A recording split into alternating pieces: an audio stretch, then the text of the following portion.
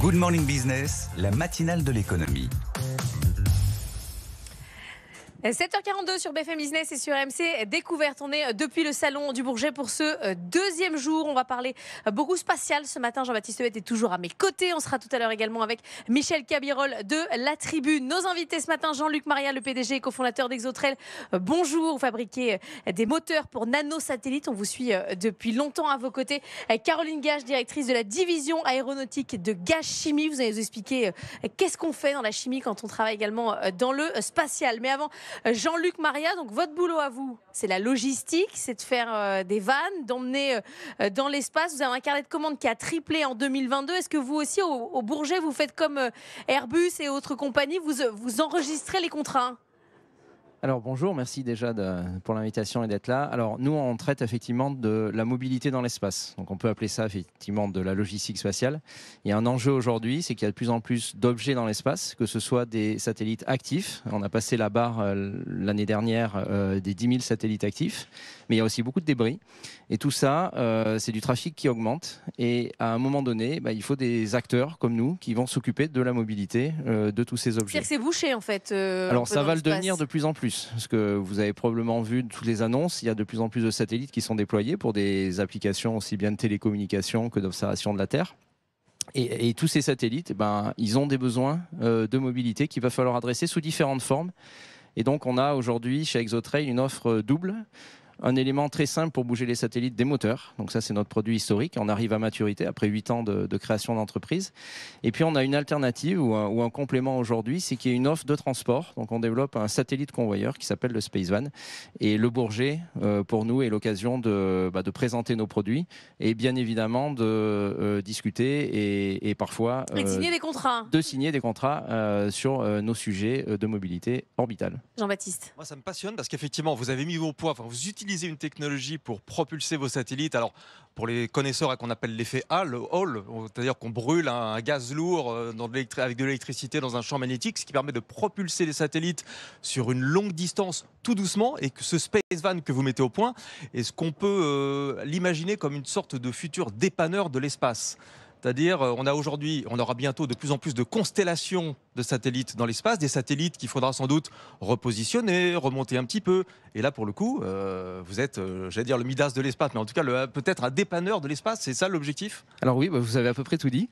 Effectivement, le but de notre entreprise, c'est à terme d'adresser plusieurs types de services de mobilité. Donc, il y en a un premier aujourd'hui que l'on offre. On a un premier satellite dans l'espace depuis fin 2023. Qui est de pouvoir livrer au dernier kilomètre. Aujourd'hui, quand vous allez dans l'espace, de plus en plus, le modèle d'accès à l'espace, c'est d'y aller à plusieurs. Et donc, les fusées qui vous emmènent dans l'espace vous déposent tous au même endroit. C'est comme le paquebot sur Terre. Et donc, il y a un besoin ensuite d'aller finir le trajet. Et là, vous avez deux possibilités. Soit vous embarquez un moteur et vous y allez tout seul. Soit, il y a parfois des modèles un peu plus intéressants d'un point de vue économique, qui est à nouveau de partager un véhicule plus petit. C'est pour ça qu'on l'appelle le Spacevan. Et donc, c'est quelque part un cas d'usage qui est un satellite convoyeur. Et puis, dans le futur, il va y avoir probablement d'autres applications qui vont se développer.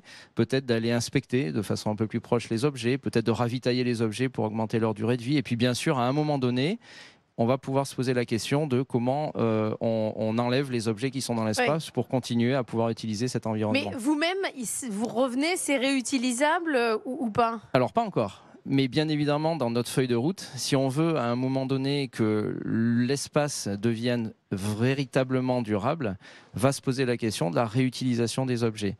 Et donc on peut, et c'est bien le modèle ultime de l'entreprise, c'est imaginer une flotte de véhicules logistiques à demeure dans l'espace pour pouvoir adresser différents cas d'usage. J'ai un satellite qui tombe en panne, il faut aller le ravitailler ou alors le réparer ou alors il faut le relocaliser. Mais ça va devenir demain un argument commercial RSE, si je puis dire, éthique, de dire nous on fait de l'espace réutilisable. Il va y avoir ce tampon comme aujourd'hui on l'a pour plein d'autres secteurs.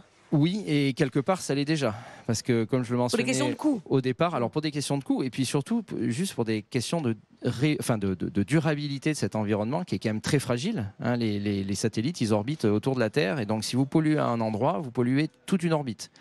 Et donc, il y a des enjeux quand même qui arrivent très vite, qui vont être de véritablement se préoccuper de ce sujet, qui est comment faire en sorte qu'on puisse continuer à utiliser l'espace, et donc des acteurs comme nous de la mobilité deviennent indispensables. ça vous ouvre un marché considérable. La maintenance des constellations de connectivité, peut-être vous verra-t-on sur Iris Square ou sur Kuiper ou peut-être sur Starlink. Enfin, le champ des possibles est important pour vous. Alors oui, et quand on a réfléchi il y a à peu près une dizaine d'années, quand on a créé l'entreprise, à quel pouvait être le positionnement qui était le plus transversal en fait à l'usage de l'espace, on est arrivé à la conclusion que la mobilité allait être finalement ce dont tous les usagers de l'espace allaient avoir besoin. Et quand on regarde aujourd'hui les clients que l'on a, vous avez de tout type. Vous avez aussi bien en termes d'application des clients qui font de la télécommunication, de l'observation de la Terre, de l'exploration au sens large, et vous avez des petites entreprises, des grandes entreprises, des institutions, des agences spatiales, ce qui fait que la démonstration que le besoin de mobilité est universel dans l'espace est là en fait. Vous avez signé un contrat avec Maya Space. On en est où? Vous étiez venu nous voir il y a quelques semaines pour en parler. Maya Space qui conçoit, fabrique et commercialise le premier mini lanceur réutilisable aussi et plus éco-responsable en Europe. En termes de délai, rappelez-nous le calendrier. Alors déjà, effectivement, on a signé un contrat avec Maya Space, comme on a pu signer des contrats avec d'autres fournisseurs d'accès à l'espace. Donc les fabricants de fusées, pour nous, sont un élément clé parce que ExoTrail ne commence à travailler qu'une fois qu'on est dans l'espace. Donc il faut qu'on y aille dans l'espace. Et donc les sociétés de fusées, pour nous, sont un moyen d'accès. Et donc le contrat qu'on a signé avec Maya et un contrat qui va nous permettre, dans les années qui arrivent, de pouvoir envoyer des Space Vans dans l'espace. Donc aujourd'hui, on en a un, comme je vous l'ai dit, qui est en fonctionnement depuis à peu près 1 an et demi, qui fonctionne très bien, qui continue à fonctionner, avec lequel on a fait beaucoup de démonstrations déjà pour des clients et puis pour nous-mêmes. Et puis, on a aujourd'hui 4 missions à réaliser dans les 2 années et demie qui arrivent. C'est beaucoup pour une entreprise de notre taille. On en a 2 en orbite basse, ça c'est important, parce que c'est là où aujourd'hui la dynamique est la plus forte. Les milliers de satellites dont on parle aujourd'hui, ils sont en orbite basse. Orbite basse, c'est entre 500 km et 1000 km à peu près. Vous parliez d'Iris Carré, c'est à peu près ces orbites-là. Mais on a aussi 2 missions à réaliser, dont une qu'on annonce aujourd'hui en orbite géostationnaire.